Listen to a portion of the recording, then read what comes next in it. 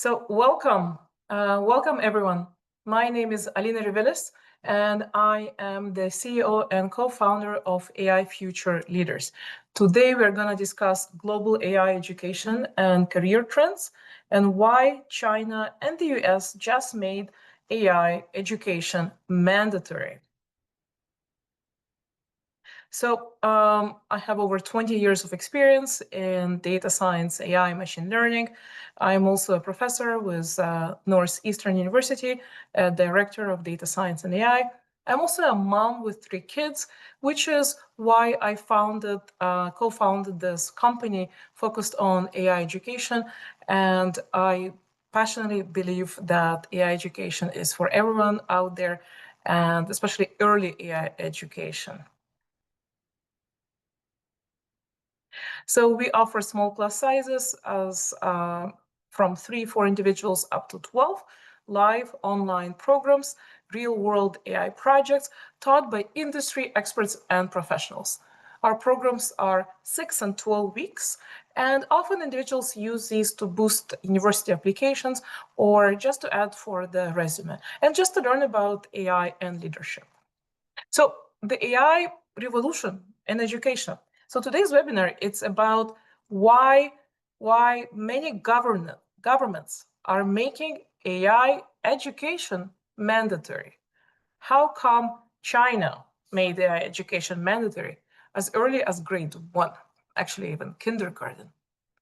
And why the US is also making AI education mandatory also from grade 1. And now you're thinking, why does a grade 1 kid need AI education? So AI is transforming. Governments are coming on board.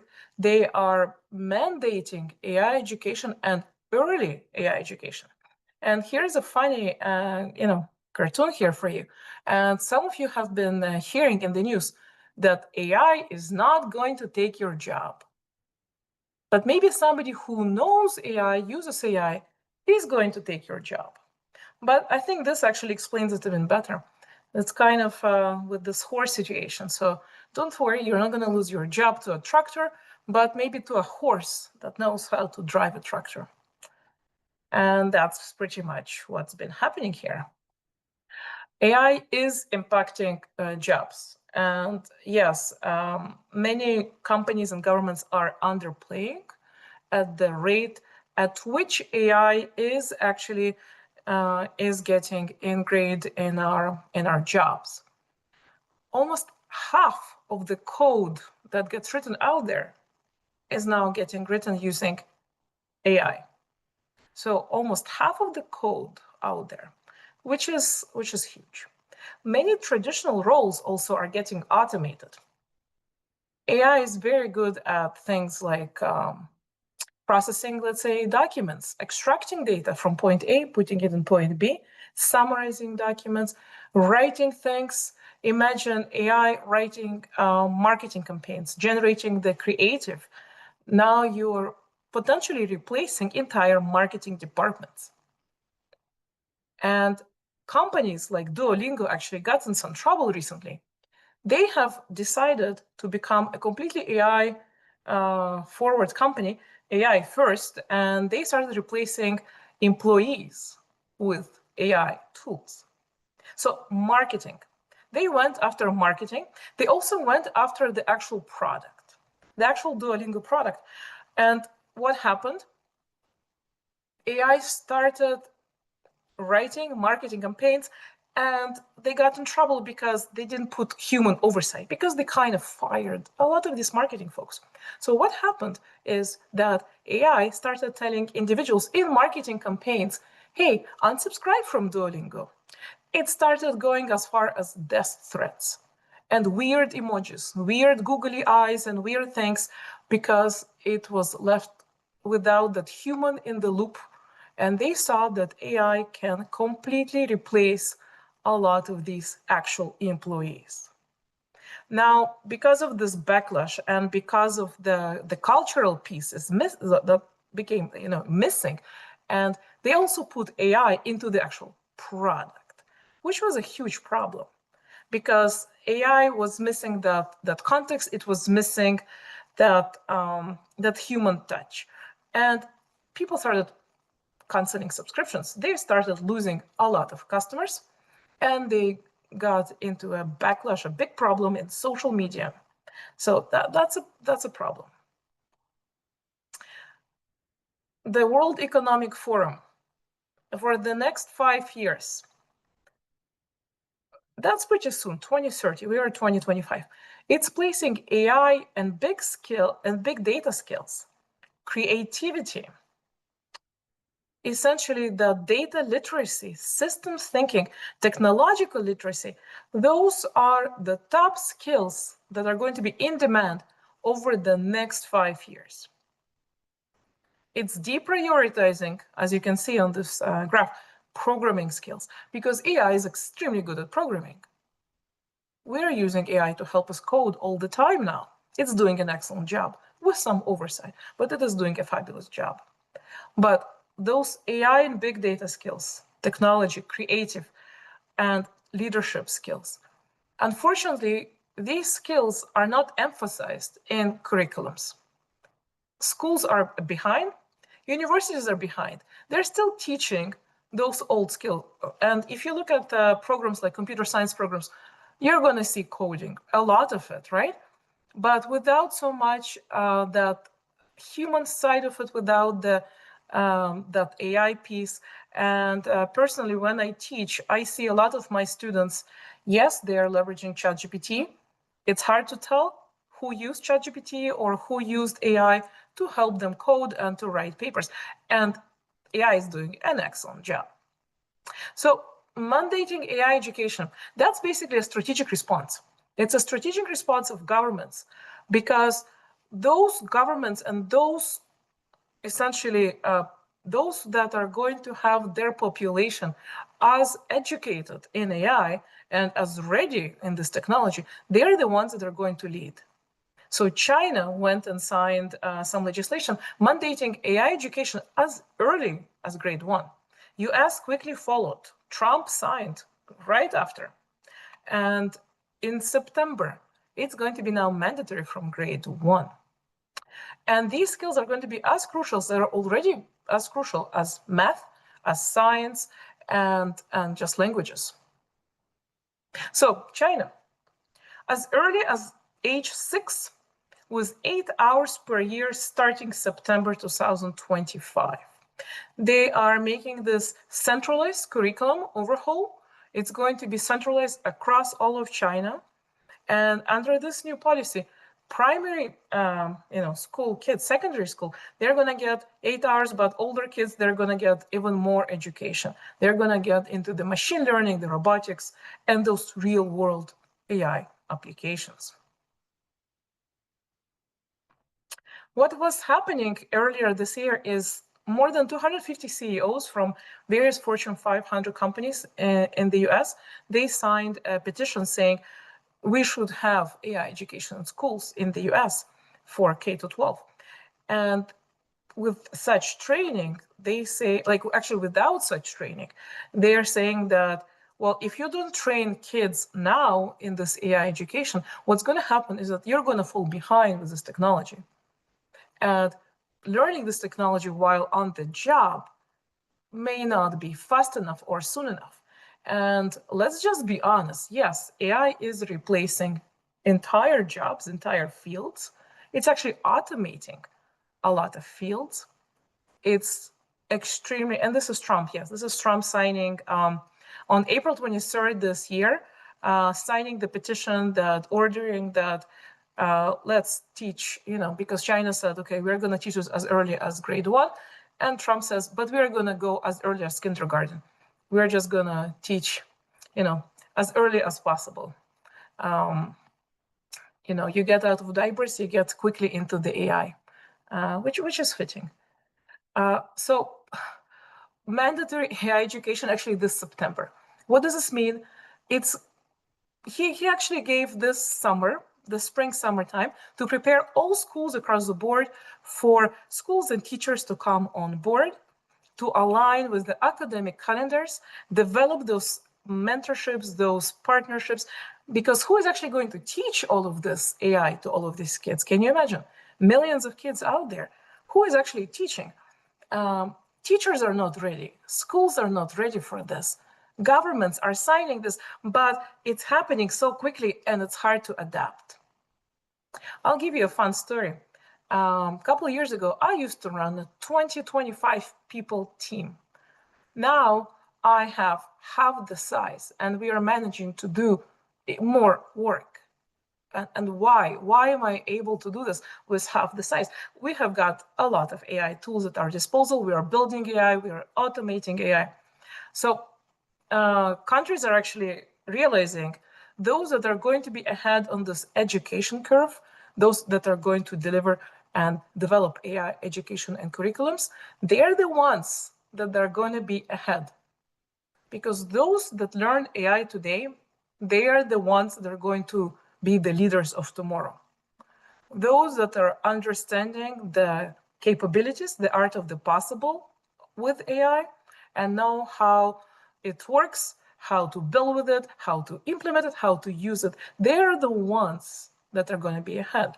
So China starting September 1st, United States as well, Singapore actually. They are planning to do this fully by next year, 2026, as early also as grade 1. South Korea, Australia, Finland, Estonia, EU, India, Canada also actually just recently signed some.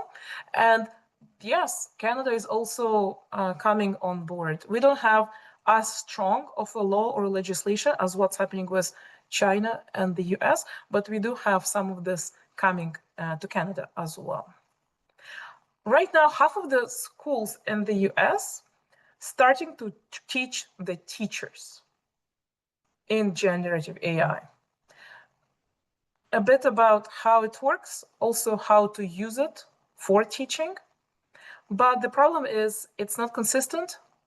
And these numbers basically indicate that some districts, some areas are essentially behind because you have got this low-income districts, they're behind, and those that have got more access to these resources, to this training, those teachers are getting trained, so it's not consistent. And some of this training is a bit, there's gaps. Also, because AI is such a big field. If you just learn how to use ChatGPT or Perplexity, for example, that doesn't necessarily mean that you know what is AI or what to do with AI. It just means you know how to interact with a few of those popular tools out there. So those safety and risks and that education, that is also kind of not there yet. Majority of the universities are actually publishing AI policies, but they're not clear. Banks, regulated industries, they are also coming on board. They are coming up with governance of AI, with this legislation around AI, around these policies. How do you use AI? What to do with it? What not to do with it? But it's a bit unclear. And students and teachers are basically saying that, well, we have a fear of scams with AI, the privacy concerns, what happens with your data. They are the main fears out there. Also, for universities in particular, the problem now is that because AI is becoming so good at writing those assignments and those papers, students are becoming reliant on this and not engaging so-called their minds as much. And it's very difficult now. And with what's happening in the industry is interesting trends now that are happening. So AI is changing how we work. And by 2024, just last year, adoption among companies went up 70%. Normally, you have got companies that are unregulated, they tend to jump on new technology. Those that are regulated, such as financial industry, banks, insurance, healthcare, they come later because we need to make sure that this technology is safe. But this past year, everyone is coming on board. they're realizing there's good value and use. So 70% adoption. Actually, and this year, even more. That's most likely over 90% out there. Just about anyone out there is now exposed to AI technology and uses it across from healthcare to all actually areas and industries. In insurance, we're using AI, for example, to detect fraud. We're also using it to write up the fraud and to do marketing campaigns. In banks, for example, AI, not just for text, also for document processing, optical character recognition. We can look at the actual documents. When you submit your mortgage application, for example, do we need a lot of individuals on the floor? Maybe not so much anymore. AI can look at the document, classify it quite accurately as to what it is, what this document is, place it into, attach it to the right customer, create a case, create a folder, and populate the right record in the database, connect it to everything else that the customer might have. For example, this particular customer might have a mortgage, a credit card, investments. And this AI can now, another, for example, AI agent, now you're hearing about agent, might come in and write up some letters to follow up with the customer. So what I just described to you, that replaces a lot of departments out there, right? Those that are processing the documents, those that are engaged with the data side of it, with the database side of it, the records management side of it, and then the marketing side of it, the creative side of it. So it's impacting how we work across the board. So analytical skills, AI skills, technology skills, yes, they are the most demand skills according to actually not just the World Economic Forum. This research is pretty much consistent. AI is creating new jobs and eliminating other jobs. Jobs in places like the contact center, places such as processing, data entry. AI is extremely good at that. Writing things, summarizing things.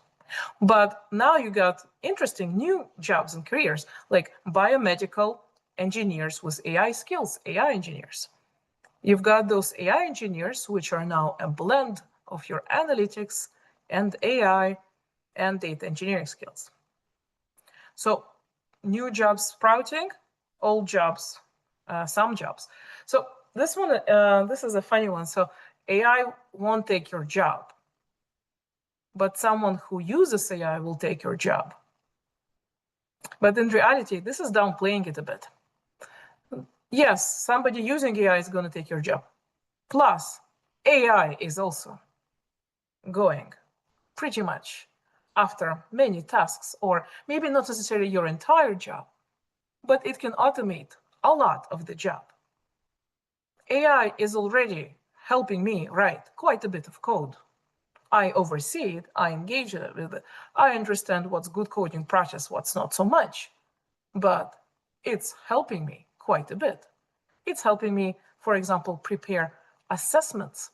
If I need to teach a course, it can help me speed up that research piece. It can help me speed up development of not just content, but the actual assessments. For example, I do oversee it because I know that AI can make mistakes. It can hallucinate. It can pretty much even spit out nonsense. If you don't oversee it, you can get in trouble, yes. But if you use it in the right way, AI and those using AI are going to be, and those that know how to use AI, they are the ones that are most employable, most marketable, the ones in the higher demand. So over 77,000 jobs were eliminated in just major companies. I suspect more than this, but in the big companies that we know from what we hear in the news, Microsoft, IBM, Facebook, Meta, Amazon, due to AI automation.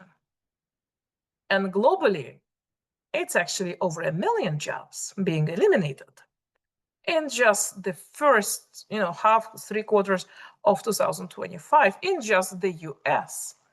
Think bigger. Let's think about the world. Millions of jobs are disappearing. Attributed to AI, also attributed to harsh economic conditions. Yes, we are in this post-pandemic market. Things have not exactly super stabilized to a degree.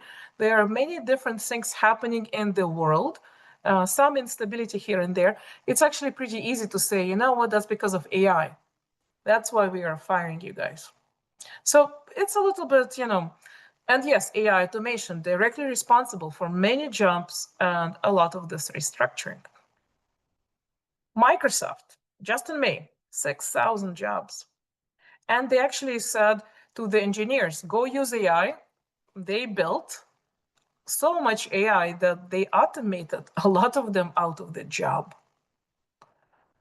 IBM, 8,000 folks, mostly in human resources. AI is so good at sifting through resumes, scoring, recruitment, onboarding, offboarding, automation, those pipelines. HR took a hit. AI agents, where some of you might be hearing about what's an AI agent. It usually is a program with access to large language models with some instructions. Usually you also give it some memory and you give it some sort of behavior. So you can actually say, hey, your behavior, you're an HR employee, you're a recruiter.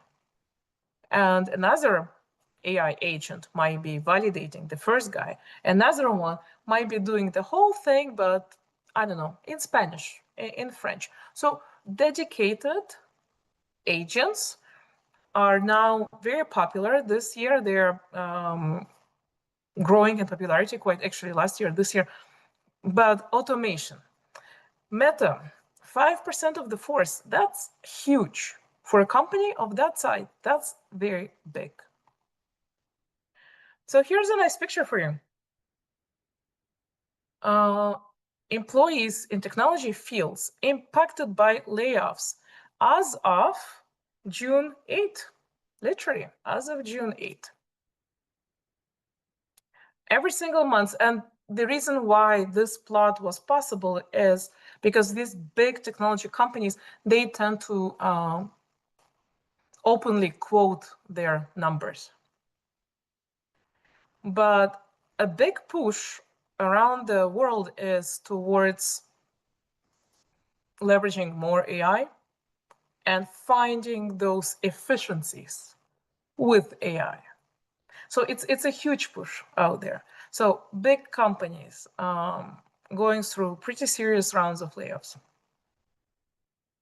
Bloomberg said, yeah, AI could replace 53% of the market research analyst tasks. That's pretty huge. And 67% of sales reps. But managerial roles, it's difficult to automate that manager, that oversight. Those are not as easy to automate. What is happening to those and some of you that are early in their careers? The problem is AI is misplacing. There's fewer entry-level positions out there, fewer internships. And for those early entry-level individuals who are fresh out of universities, there's quite a bit of this shrinkage. There's still a demand for those individuals in the 2 to 5, 10 years of experience. But the demand for those that are under 1 year, those new grads, those that are fresh out of the universities, it's just difficult now because AI has displaced that. And it's very difficult for to enter into the market now because AI is literally displacing those entry-level jobs. There is demand for those that are more experts and understand what they're doing. They're experts in their field. But early career, very difficult, extremely difficult. The Microsoft CEO said that now 30% of the company code is written with AI. Actually, in reality, it's more like 50. They're approaching 50% of the code getting written with AI. So yes, they're proud that AI is writing code. At the same time, lots of layoffs and targeting software engineers, because you don't need that many. You only need to keep a couple experts to oversee the technology. So let's just put it a little bit in perspective. So how does this actually play out? You've got the AI for speech recognition, and imagine to yourself, you're a doctor in an office. Patient can, AI can transcribe the conversation between doctor and patient. It can make up the notes. It can attach the notes to your file. That means you're eliminating that admin task. You're shrinking. You don't need those admins anymore as much. AI is so good at scanning databases, extremely good writing code, and updates files much faster than a human. It doesn't even need to sleep. It doesn't need to rest. Chatbots, telemarketing, HR, we discussed. So the question is, why pay humans? The question is, what value do humans bring now? How can we future-proof ourselves and our children in this new AI-driven economy? What is your value? How much of your job has the potential to be automated? Some of you might be educators, lawyers, doctors. Could AI take over portions of your jobs? Potentially. So jobs least likely to be taken over by AI. Still, AI is actually pretty good at generating art and music, but humans are not so keen on paying for AI-generated art and music. We still want the real Bon Jovi. I do not want a fake AI Bon Jovi. I want the real thing on stage, I'm okay for like a knockoff, real human Bon Jovi type band, but I don't want an AI, I want the real musician on stage. I want that real piece of art. We value, as humans, we value that human touch. Doctors, lawyers, yeah, a lot of tasks there. A lot of the paper processing, the document writing. Nursing, very difficult to replace a nurse, extremely difficult to replace those mechanics and electricians. So doctors, lawyers, nurses, because you need that expertise. You need that, that human touch. Something funny for you? Not too long ago, literally, like not even what is this, like 40 years ago, math teachers were protesting the calculator. They were protesting computers, calculators. And they were saying, well, all of this technology, who is going to need the math teacher, right?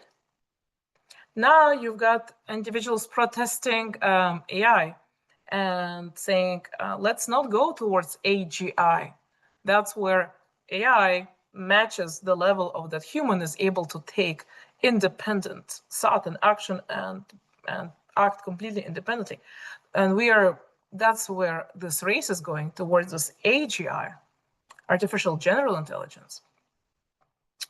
So some individuals are saying, we are not into this technology. It's going to take our jobs. It's going to take, the problem is we're not adapting as fast. It's too fast. This AI technology is coming too fast, and it's very easy and fast to implement.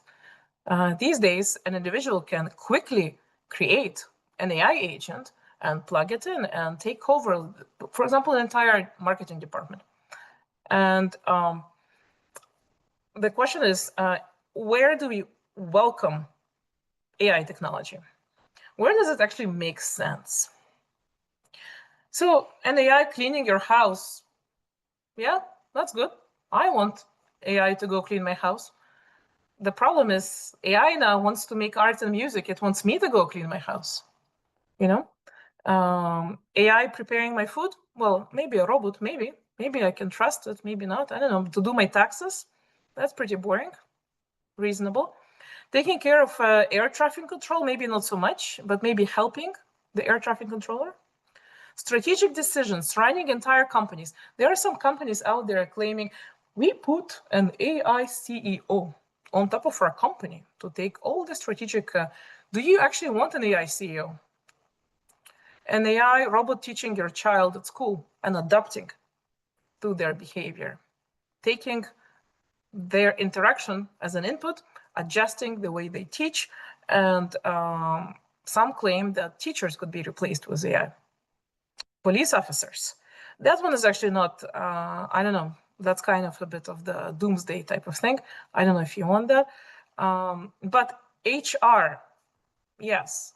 AI is now, many companies are using AI to sift through resumes, to score them, to essentially select the candidates. Many companies are running these algorithms, and there's many tools, many tools out there are plugging AI now. And if a product, commercial product, doesn't seem to have AI in it, it doesn't seem to be as exciting anymore. So 95% worry that AI will take their jobs. This graph is how much do you worry, and where do you worry the most, and where do you worry the least? So humans don't seem to be as concerned about AI taking revenge, taking over the world, declaring war on us. But we are pretty concerned, 95% are concerned that AI is going to take our jobs. 96% are concerned that AI technology is going to be used by criminals. Scams are through the roof. That is true. AI is being used to spread misinformation, false marketing, and it's hard to tell if a place, if there is a bomb that went off, or maybe it was AI generated. Was it real? Was it fake? It's hard to tell. 88% worry that AI is going to, become smarter than the humans. And that will actually make us now reconsider our priority lists, right? So why learning AI is so important? Why should you worry about learning AI? And why do you want to make sure, that your teens and your preteens and your school-aged children actually understand AI? So it's more than just learning how to use it. It's also the safety part of it. How do you use it safely? How do you make sure that you and your children stay safe with your data? And it's no longer a niche technology. We are using AI to optimize the marketing campaigns. It's used in classrooms. It's used at work. It's used across the board. Most likely, you and your kids are using AI. But how many fully understand what's actually happening with you and your data? So many applications are actually very addictive by design. Many of them lack age verification. Yes, scams are abundant, but you have to be skeptical. You do have to educate yourself, and you need to educate others in your family and your friends. And it's important to understand how it works, because then you can develop those skills to prove yourself and to understand where it is you should be honing in your skills, which areas you should be learning and focusing on. Because if you understand the art of the possible of AI, as well as the risks and areas of opportunity, because you do need that human oversight, at least right now, you do need that. So you need to be thinking, where does AI can come in, and what can be done? So it's important to demystify how it works. If you understand there's not that much magic, it's all working by taking lots of data. Imagine taking all the data from the internet. That's a lot of data. Taking a lot of compute power, right? And we can train a lot of these models, but it's not magic, it's probabilistic. And if in the training data set, I have got some bad data, then that's why AI hallucinates. That's why it produces often misinformation, because it wasn't trained on the most perfect data. But it is important to understand how it works so that you understand those dangers and you don't end up like Duolingo, where AI is telling customers to go unsubscribe and to do crazy things, to be honest, because they kind of let it run amok for a bit. So what are some things that could be done? Good skills to learn. AI literacy. Yes, understanding those foundational AI concepts for kids in particular, or for adults. For kids, it could be through Scratch, coding, machine learning for kids, for adults, coding.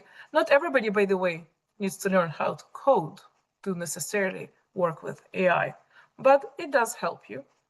Some ethics, the ethical part, the data part, the data literacy and the fluency part, so that you can interpret how to work with data, and collaboration and creativity. So I want to bring you back to AI Future Leaders. We have got an interesting program for girls running this August, where girls ages 12 to 18 are going to learn about AI, how to use AI. They're going to prototype an AI product. Essentially, some of them could be starting their own companies. It's an AI startup bootcamp. We're also going to be teaching how to pitch, how to present, and at the end of the program, which is 12 hours total over 4 weeks, they're going to pitch to AI executives in the field. We have got individuals from Microsoft, from IBM, KPMG, we've got VC, banks, a couple CEOs.